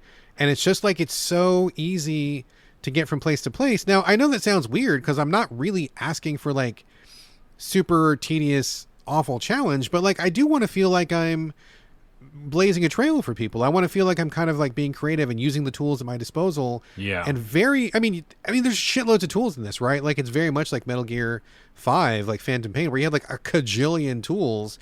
You don't really need anything though. Like, I mean, most of the time I just walk and I got like maybe a gun and I've got some container repair spray, and that's all you really need for a lot of it. Oh, yeah. And I'm just walking, dude. Real quick, let me add to that. In the very beginning of the game, I remember this vividly.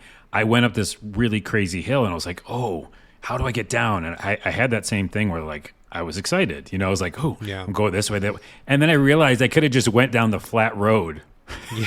There was a flat road to the first mission. Yes. And I was yes. making it harder on myself because I thought that's what he was going to do, Yeah. Yeah. That's so funny. And I was up there really high and I was like, wait, this can't be the way. And then I went back down and it was like, you found it. And I'm like, oh. Yeah. Just like in this past week, I've gotten to a couple sections that kind of rekindle the feeling a little bit. Like, at one point you're walking in these snowy peaks and it's really steep, and so it's really hard to get a vehicle up there. I'm like, okay, so I need to do something different, right? They're forcing me to like get out of my car and walk, and I've got my little trailer behind me that you can strap onto your belt, which is really fun. Most useful item in the whole game, I think. And you're just like walking up there. Okay, so that was okay. That kind of like made me feel like I was working for that a little bit. And then at one point I chose to set up a series of zip lines that were on top of like really sharp rocks. And you didn't have to do it. There was a road, but I'm like, well, I want to kind of make a shortcut for myself, and I'll just do this for fun, just to kind of self-challenge. And so I strung a series of zip lines around, and so that felt like pretty satisfying to actually have to do the work. I brought a couple ladders, I got up there and I did the thing, and then I connected it up. And that was good, but like, that was a couple instances in like the last 40 hours. Like, most of it has just been back and forth. I'm not really compelled to like build the roads anymore because I'm not doing a lot of staying in the same area and completing things 100% like I did. I just feel like just something about it is just not as satisfying. And I'm just not getting the same kind of buzz out of just schlepping stuff back and forth like I did in the first one. Same. I think the difference for me is in the first one, I felt like I earned it. Like, I felt like I crossed this rocky terrain. I climbed this mountain. I built this zip line. I made this road right here. And it was shitty until I built it, and it sucked. And now it's like way better. And so now I'm enjoying the fruits of my labor. Mm-hmm. And at this point, I feel like a lot of that is just kind of handed to you. There's a lot of paths. There's a lot of road. There's vehicles all over the place. It's pretty easy to get basically anywhere. And so I feel like it's just not as... I haven't earned it. I don't feel like it's as exciting, you know? There's a ton of stuff around. It's supposed to be because the online element, which maybe was less in Death Stranding 1. I don't know. I think it was. I feel like it's got to be less. I feel like it's been a lot more this time. I think because everybody knows about it, right? And so, like, yeah, there's tons of roads, tons of cars. You don't need to make anything. No, you just go to any place and get it out of the garage, or you can just find them lying around. Yeah. So, yeah, you're right. Like, by the way, to that point of the snowy peaks, and I'll say this for anybody listening, about 75% of the way, or where you are, 60, 70% of the way of the game, they enter that challenge of like, okay, now everything's in the mountains. And it by the way, you have a lot to go. And a ton of those next missions, Brad, is in the mountains. Okay, good. And So it makes it really hard because there's whiteout conditions. Yeah. And unless you're using your scanner all the time, like I fell. Like I finally had like my truck smashed. I fell out of the truck. I had to find that footage. It's funny. But like there's some really crazy shit that happens in the mountains. But that's few and far between, to your point. Yeah, yeah. So I'm looking forward to that. Those are the parts that I've enjoyed the most because I feel like I really have earned what I've gotten. And I feel like it sounds weird to say, and I feel like I just feel like an asshole, but like I feel like it just gives you too much and it's too easy. It becomes too easy too soon, and there's too much of the game so far. Like I said, I'm at 65%. Like I feel like a lot of this has just been simply going back and forth, which is not nearly as compelling as blazing a trail for people. So there's that. I mean, I do think it's beautiful. I don't think it's as good looking as the first game. I like I think people have said the first game is based on Iceland, I think, and that looks amazing. I don't think Australia is as visually compelling so far. It's kind of brown and flat and dull for a lot of it, which is not super exciting. Definitely a lot of quality of life stuff. I'm kind of mixed on it, though. I feel like there's maybe too much quality of life, which is weird because, again, I usually really go to bat for quality of life. But in this case, like the Magellan, I think is really kind of out of place. What's your feeling on the Magellan, which is like the big ship that shows up and is like kind of like a mobile base for you? What's your thoughts on it? Well, I have one thought, which I think is ridiculous. And another reason I got frustrated at some point in the game. The Magellan is always like having problems. Yeah. It's like, okay, it's supposed to be a fast travel thing, and it's also your home base, which is kind of cool. But there's so many like artificial stops in this game where they don't want you to keep the campaign going. They want you to like kind of hang out and level up or whatever. I don't know, just get new shit. And so they'll be like, the Magellan's broken again. We can't go anywhere. So, go do something else. Yeah. And that's my favorite funny thing about it. It's just like it keeps getting like tar in the wheels or something. I don't know. It's a fucking ship.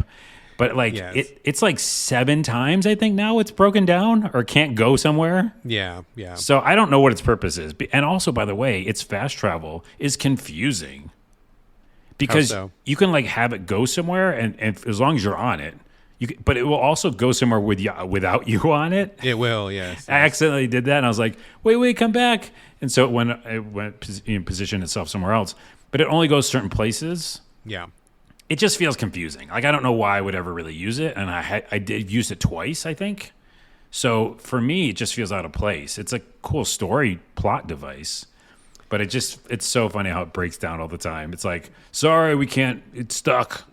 Yeah, it does break down like a silly amount for sure. Or they'll say like, oh, the tar currents are too turbulent. We can't go anywhere right now or something. So, I mean, whatever. I guess I'm just confused by it because you can store like a whole bunch of stuff in it. It's your mobile base. You can go place to place. But they also say that if you transport cargo in it, that you get like a lower rating because you have somehow, cheated by using the Magellan. But it's like, you're giving it to me. Why would you? I mean, I think there should be a story reason why you shouldn't bring cargo. But you've given me the option, but then you're going to downgrade me for it. Because if this was a real thing, why wouldn't you use the Magellan? You would use that for like all your deliveries because it saves so much time and it's so easy, right? And I guess I just don't understand the point of it really. And I think also there's the Magellan that can fast travel you around. There's also like teleport pads that can like travel you around. And so I feel like the whole game is about traversal and about building roads and about connection. But there's also like 2 separate forms of fast travel you can take advantage of if you wish. And I'm like, okay, but like I feel like maybe you're it feels conflicting to me that these things even exist in this game. It feels weird to me that they're options. So I don't know. It does, but also in defense of the game, you can barely use those because you got to be transporting stuff. Exactly. So there's like not a world where you're like doing your main missions through those teleportation things. True. Very true. Very true. Because they're like, here's 15 canisters of something. And you're like, I'm not putting that on my back. Yeah, they do gate that somehow, but Yeah. I don't know. It just kind of feels weird to me. So that, but the other thing is also, I mean, talk about the story. Like you seem, I definitely have thoughts on the story. Carlos, I know that you are stopping because of the torture scene. Up until that point, what have your thoughts been on the story?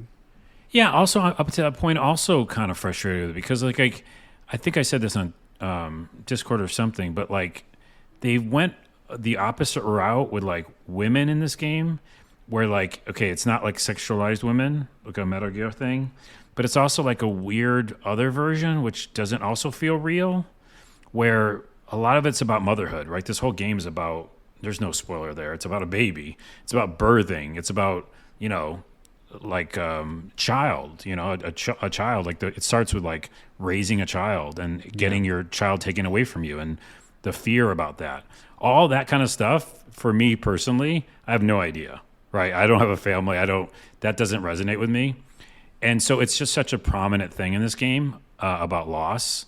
I think we can all get, understand loss, but Sure. it just feels hokey. Like I can't escape the word hokey popping up. Like at times, there's one time where Sam's crying, and there's a couple times where I'm like, ooh, that feels kind of like feelings. That feels like I think I know what he's trying to elicit out of me. But more times than not, my emotions came from driving. Like Yeah. the music kicking in and Yeah. a moment, I was like, oh, I'm feeling some feelings. But it wasn't the cutscenes. Those Right. cutscenes feel like a video game. And I can't get behind it. I can't get behind any of it. The beginning felt real. The very beginning felt real. Like, oh, he's taking care of a kid. I get that, Yeah. Yeah. Yeah. And this bad thing happens, whatever. Everything else since then, it's just like, I don't know. It doesn't feel grounded. And the Elle Fanning's in the game, and without a spoiler, she's got some really crazy abilities. And then she doesn't. And then she's just a person. And I'm like, it's all over the place in the fact that like I can't get grounded. Yeah. Yeah. Did I answer agree. the question? I don't know. Yeah, I think so. And I largely feel the same. I mean, I didn't think anything of Death Stranding 1's story. I mean, so for context, I thought there were a lot of cool ideas in Death Stranding 1 that were not capitalized and actually went to waste. I thought the story really like botched what it was trying to say, and it just got confused and mumbo jumbo, and I eventually thought it was just terrible. Any good part was drowned out by a lot of just nonsense and hogwash, so I did not care for it. I was expecting more of the same here in Death Stranding 2, and I am not disappointed. I think it starts well with Sam kind of picking up after the end of the first game, and then it kind of just like loses everything that was good about it. I think that Kojima has a lot of really amazing talent at his disposal, and he does not know how to get a good performance out of anyone. I don't think he knows how to connect with people. I don't think he finds the human element in any of this stuff. All of this is like beach, chiral, stranding, tar, blah, blah, blah, fucking blah. And he just loses the humans in all of this stuff. I don't care about anybody. I'm so bored by all of the quasi sci-fi stuff that he tries to talk about. It's just like super not interesting. Yeah, I just think that again, like it's just all of it is a wash. I mean, I'm not to the point that I'm just full on straight up skipping cutscenes, but I'm fast forwarding through dialogue, and there's been a couple. To be fair, there's been a couple cool fight scenes that have he's got a good eye for fight choreography. I don't know. Did you ever see the cutscene with the pizza chef? I don't think so. Okay, the answer is no, because if you had seen it, you'd remember that one. I saw one with Elle Fanning that I loved. That one is a cool one as well. Yeah. But the one with the pizza chef, it's kind of a hidden cutscene, and I found it on accident, okay. and it was pretty amazing. There's been Kojima got style, right? He got style. He knows certain things, but like he needs help so bad when it comes to the script and about the human element. And again, I think this story could mean something, but I don't care about the bad guy. I don't care about these robots. I don't care about the tar. Like none of it means jack fucking shit to me. I agree. And with them kind of taking away the feeling of conquering the landscape, I feel like there's less that I'm really enjoying in this game. So I'm still okay. So like I realize we've been both taking a big shit on this game, and I'm sure there's a lot of Death Stranding fans out there who are mad at us right now. But like, and I feel like it's a Starfield moment all over again. Yeah, I feel like it's kind of Starfield again. But like, so like I'm 40-ish hours deep. I'm like 60% of the way through the game. I'm not quitting the game, but I'm definitely not getting the same feelings that I was hoping to get from it. And I realize, you can always play Death Stranding 1 again. Yeah, maybe I will. But like, it just seems like Kojima's maybe not focusing on the things that I found to be really rewarding the first time around.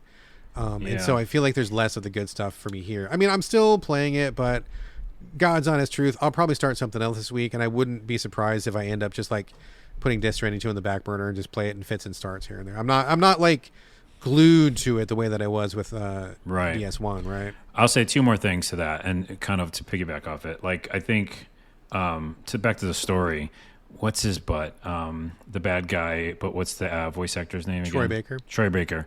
Okay, Troy Baker, you're probably a nice guy. I don't think you'll listen to this podcast, so it's okay if whatever I say. He might. Okay. Shit. You never know. Sorry, Troy. Listen, Wow. You're probably a good person, and you're an avid fan of So Video Games podcast. Okay, yes, Frequent listener. I think you're great. Okay, I think you need to also step aside and let some other fucking voice actors get jobs, because I'm just tired of it. Okay, that's my 2 cents on that. Secondly, his character is so mean and despicable, but also like over the top mean, that it's like not believable in my opinion. Where it's like, oh, okay, he's gonna go and say all these about these words or whatever, but he just works my last nerve in this game. That's all I gotta say. Man, he's not even a factor to me. Like, he shows up and I'm like, who are you again? What are you doing? Okay, here? I keep bearing lead and not spoiling anything, but he'll become an issue for you. Okay, because so far I'm like, I barely remembered who he was. I'm like, I don't care about you. Like, this is all dumb. I will also say, yeah, he won't. I mean, fuck that guy. I will also say what else is dumb is, again, not to spoil anything, but you go to these combat heavy sections of stuff, and like, I'm like, I couldn't give less of a shit about all this stuff. It feels so wildly out of place that you go to do these combat sections. I'm sure you know what I'm talking about, where you get transported through the tar and you go to the fight area. Oh, yeah. Yeah, it's like, you do these things. It doesn't make any sense with the rest of the game. I don't care about those characters at all. It's just like, the whole thing is just like, this feels like it needs to be cut. It should be on the cutting room floor and maybe added in as like bonus content for like the director's cut version or something. It just is like, again, doesn't make sense. Don't enjoy it. Why am I doing this? And we've done it twice now. Do not care for that stuff. Well, and there's in combats in general so funny, because it's like you're supposed to not be able to kill a person because it like creates a void out. Yeah, they just did away with that whole thing. They're like, you can just pretty much almost take out anybody. You can drive over people with your car. Yeah, which I did. Yeah, I forgot what else I was going to say. I think there was one other thing. I don't know. I think Anyway. Yeah, but overall though, so it's not a Starfield thing. Like, I had a great time with it so far. I don't know if I'll finish it again. It might be a one all over again. But yeah, it was fun for while it lasted. But I think I'm the same with you. I just wish he had like other writers. Yeah, and could do his style, with that.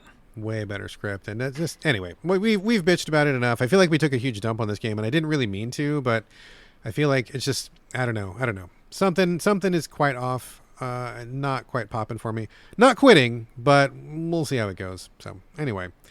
All right, that is Death Stranding 2 on the beach. I got to give a quick shout out. We're kind of out of time. We're going to wrap it up in a minute here, but I do need to give just a quick shout out for now, and I'll talk about this more later. Missile Command Delta. Have you seen or heard anything about this real quick, Carlos? No, is it Missile Command? It is, but it is not. So this is it's from Atari. It's made by developers Mighty Yell. And they're great. They're the people who did The Big Con. Do you remember The Big Con a couple years ago? Oh, yeah. Mm-hmm. Yeah, it's like really weird, really bizarre, pretty cool. I love, it's about a person who like goes off to live a life of like shoplifting. Fucking, how insane is that? Yeah, it was really cool. It was really cool. So they came back and are working with Atari to put out an update to Missile Command. And this is for old geezers like you and me. Back in the day, like it was in the arcades, we had a little trackball and you would shoot missiles to blow up other missiles. Super ass basic graphics, like your missile was like 1 pixel or whatever. And then it was like on the Atari 2600, that was a big hit at home. It's like, Atari arcade years from like literally 40 years ago probably, right? So they update it. And I'm like, what I'm expecting is, okay, same formula, use a missile to shoot a missile, explosions. They're going to snap your graphics, light bloom effects and particles and blah, blah, blah. Is that what this game is? Abso-fucking-lutely not. Not in any way. Oh. Not even remotely close. And it's awesome for it. So this game caught me completely by surprise. What is this game? I'll fucking tell you. It's a first-person game. So digest that for a moment. Right. It's a first-person game where you are a kid. You're a teenager in a kind of a Stranger Things kind of world. You go to an abandoned military base to have a camp out with your friends in high school to fuck around and get drunk and whatever it is that kids do these days. And then you end up inside this bunker, and inside the bunker, it's a missile defense bunker. And so like you're fucking around with your friends, and then the thing comes alive, you're locked in, and then all of a sudden you've got like alerts going off, and it's like, holy shit, we need to like defend against missiles, I guess. Is this real? Is it a simulation? What's going on? You're like, you have no idea if this is actually happening or if it's just like a weird training practice gone wrong. And so when you actually do the combat, you jump into like a completely separate interface. It's like a puzzle interface where you've got a specific number of missiles. They only move a specific number of ways. The explosions from the missiles are a very specific area, like hex space kind of a thing. And then you got to like do it in a certain number of moves. It's like a puzzle. It's like a puzzle game. It's not about reactions. It's not about moving the trackball. I'm sure people don't even know what a trackball is. Like a little ball that you rolled on an arcade machine. It was like a controller. It's like a pool ball stuck inside the console that you rolled around. Yeah. Really funny. Pinch your finger in it all the fucking time. So it's not that at all. Like it's puzzle based, very specific. There's like strategic elements to it, certain number of turns. And then when you're not doing that, you're exploring this like missile bunker in first person with your friends who are teenagers in high school. It's fucking wild, dude. I never in a million years thought anybody would like take Missile Command in that direction, man. That's funny. I dig it. It also reminds me of War Games. Yes, very much so. If anybody's old enough to remember that, like Matthew Broderick, War Games from like 1980, whatever. Very much War Games / Stranger Things kind of vibe going on, which is cool. I get the callbacks. It's really fun. I haven't finished it yet, but it's really interesting. Very different. Caught me completely by surprise. This was not at all what I was expecting, but an extremely pleasant surprise. So I'll report back when I'm done with it, but I really just want to put it on everybody's radar that like Missile Command Delta is 1000% not what you think it is, if you even remember what Missile Command is. And it is super worth looking into if you like, you know, War Games, Stranger Things, like weird kind of puzzle, spooky stuff going on in the bunker. It's fucking cool. It's like, it's so weird and different. Like I can't not love it. That's cool. I'd like to see more franchises get that treatment. That's kind of cool. Same. It is so good that it made me want to go and investigate all of the other Atari remakes too, because I'm like, if they're all this wild, then I absolutely want to get into all of these, dude. So yeah. Good on you, Mighty Yell. I think you're doing some great work, and I'll report back on this on the next show for sure. Cool. All right, folks, game portion of the show is officially done, but like many folks, Carlos and I do spend a few minutes a week in front of screens that don't have menus or life bars. That's right. It's time for the movie and TV roundup. Carlos, what you been watching? I got two things for you. Murderbot. I'm still watching that, or I finished it. The season finale happened. Oh, good. I've been holding off and waiting for all the episodes to drop first. Oh, I thought you would. Yeah, it just happened. I don't know, last week or whatever. You know how I do. I don't like to get in on those episode by episode bullshit. I know. It's only 10 episodes too, so it's a short season. It's great. I mean, I never read the books. It's based on these books, but it's the idea is like kind of voiceover dialogue about this android robot. Kind of humanoid android. It's one of the Skarsgårds, isn't it? Yeah, it's Skarsgård. Yeah. So it looks like a person, but also has like a armor and stuff like that. And it is kind of always like talking to itself in a way, like almost Wonder Years, right? Oh, okay, all right. And so not all the time, but like lots of times you'll hear its thoughts, and it basically kind of has its own idea of what to do instead of following orders, and then. There's comedy, but there's also some drama, and there's a lot of action. So it's kind of got a mixture of stuff. I think it leans more to comedy, but it's pretty freaking great. Like it's one of those. I say a solid 8 to keep giving numbers out, but like it's just your number. This show, you're like an 8. That could be the name of the show. A lot of 8s. A lot of 8s. It really is a very good show. Like it's not like destroying me, but like like oh my goodness, powerful in some way or whatever. But it's like every time an episode came out, I was excited. I'd get dinner ready, eat dinner, watch the movie or watch the show, and it's just great. Solid, awesome. Right on. Looking forward to it. I'll check it out now for sure, now that all the episodes are out. Yeah. I just can't deal with that weekly stuff. No, I know you can't. And then the other thing I'm watching, which is an obsession, and they're doing a thing which also you wouldn't like, but I'm fine with, which is they're releasing like 3 or 4 episodes at a time, and then every week or two they release 3 or 4 more, so you can binge like that, which I think is pretty cool. Okay. But it's something you'll never watch. It's did you ever watch Terrace House? I've heard of it, but I've never seen it. It's like the Japanese like reality show, but it's shot very well, and it was like almost like a filmic, or very like high cinematography, many cameras in a house, like following people, Like reality kind of a thing. reality, getting along and dating and stuff like that. So this is a new one. It's a Korean dating show, and basically they take what they call eternal singles, which are people who basically have never dated, and like single for 25 years, single for 28 Oh, years. wow. Okay. And you know, a lot of the personalities I can relate to. I've had dates, I've had relationships, but in their eyes, I'd be like, you know, stud. Because one guy actually shows up at some point and he's dated a girl for 100 days, and that's a big deal. They're like, whoa, look at that guy.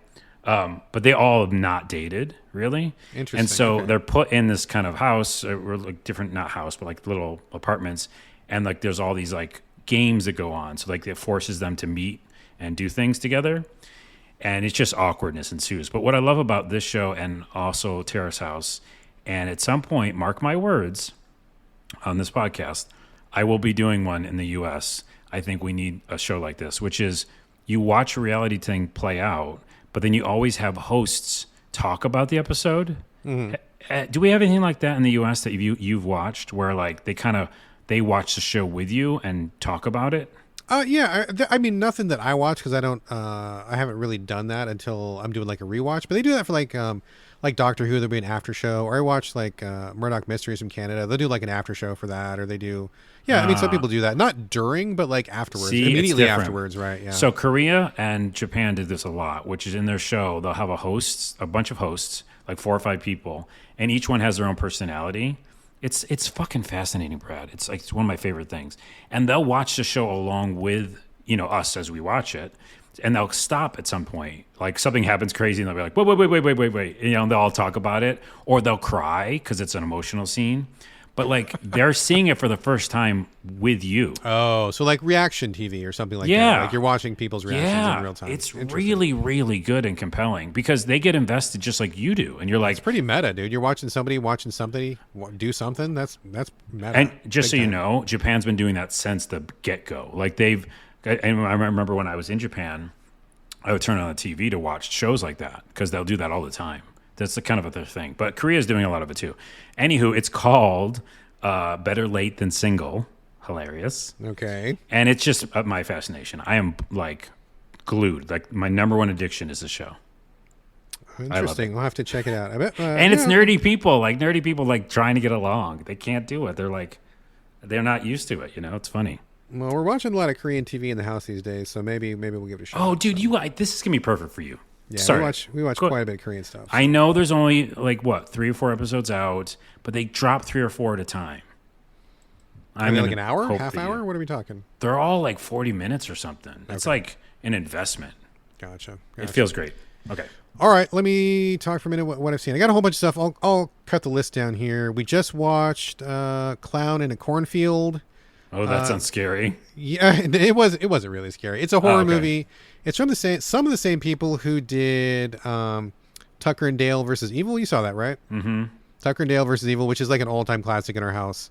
If you haven't seen Tucker and Dale versus Evil, go watch it right now. I'll wait.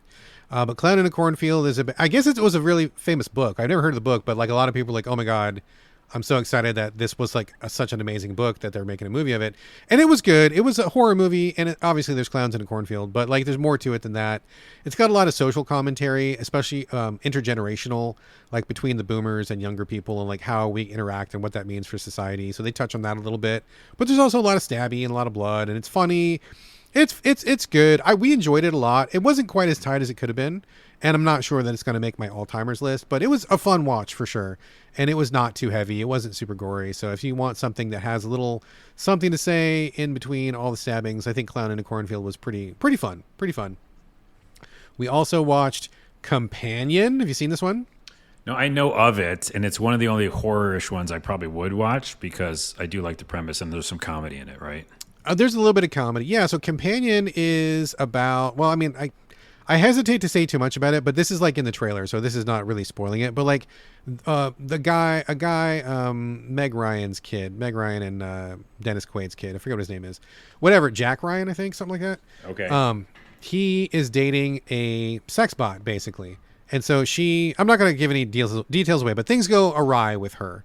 And so things happen, as you can imagine. There's AI issues, there's autonomy issues, there's some comedy, but it's like a really, really, really well done movie. We super enjoyed it. It was really good. There's a little bit, I mean, I hesitate to even call it a horror movie. I think it's better to say it's just more of a sci-fi movie, honestly. Yeah. People get killed, but that's not really the point of it. But it brought up a lot of really good questions and a lot of interesting stuff. And I think it was just really well done. And in fact, it was so good, it made me get kind of like jazzed up, and I wanted to go watch more movies that were in that vein, because I think it was just really a fun watch. So big recommendation for Companion. And the last one I'll mention quickly is we just watched Sinners yesterday. You seen Sinners? No, but I hear everybody talking about it.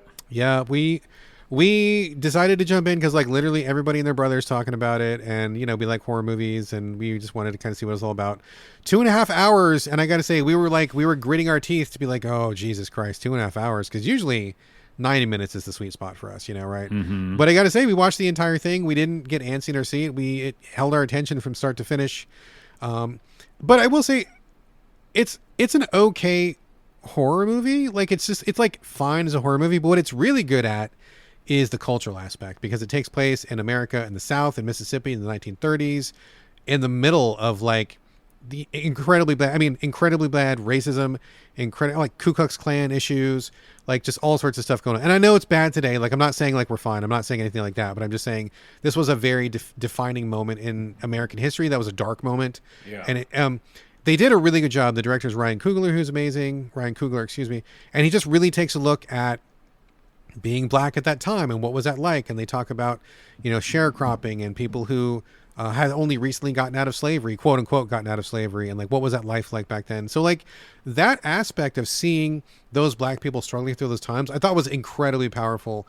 And there's a moment in the movie, I'm not going to say anything about it, but there's a moment in the movie when they start to play a song, and that was fucking spiritual experience, dude. Like as a pasty ass white person who has no rhythm, watching this movie about a black experience that is not my own, me and my wife watching it, she's just as white as I am, and like, man, that sequence of that song, and I struggled to not say anything about it, absolutely incredible. One of the best pieces of film I think I've ever seen in my life. Like it was just like that 3 or 4 minutes was just like mind-blowing.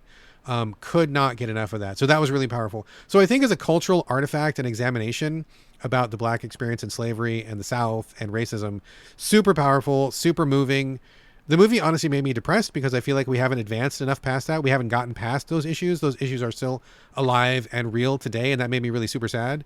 But I think it's a powerful film from that aspect. The horror stuff, I mean, it was fine. It was good. It was okay. But I think I would really recommend it as kind of a period piece with horror rather than a horror film, if that makes sense. Which is why I love Get Out, It's why I love a lot of ones that like mix those two together. Yeah, very similar. Yeah, for sure. Also, the Wes Anderson film dropped on streaming, and I wanted to see that. I haven't seen that yet. You don't care. Okay. Do not like Wes Anderson. No, I don't. Okay. All right, folks, that is a show. Before the closing music, I would love for you to leave reviews, share the show on social media, but most important of all, please recommend So Videogames to your friends, because nothing beats good old word of mouth. Also, we'd love to get your questions and comments. Hit me up directly, sovideogamespodcast@gmail.com. Hit me up on social media. I'm on Instagram and Blue Sky. It's my name, BRADGALLAWAY. Always, no O's. Carlos, where can people find you on social media? Glitch to the Ground everywhere, mainly TikTok and YouTube, though. And also my name on YouTube, because I'm going to revamp that YouTube page. Now, you're doing the same thing. But I'm doing the same thing. I think it's just youtube.com/Carlos Rodela, RODELA. Okay. If you say so. Go there, because remember I had a podcast back in the day called A Lot of Things. And I found all those, videos. We shot a ton of videos. And there's still great conversations, like some about quantum physics and stuff.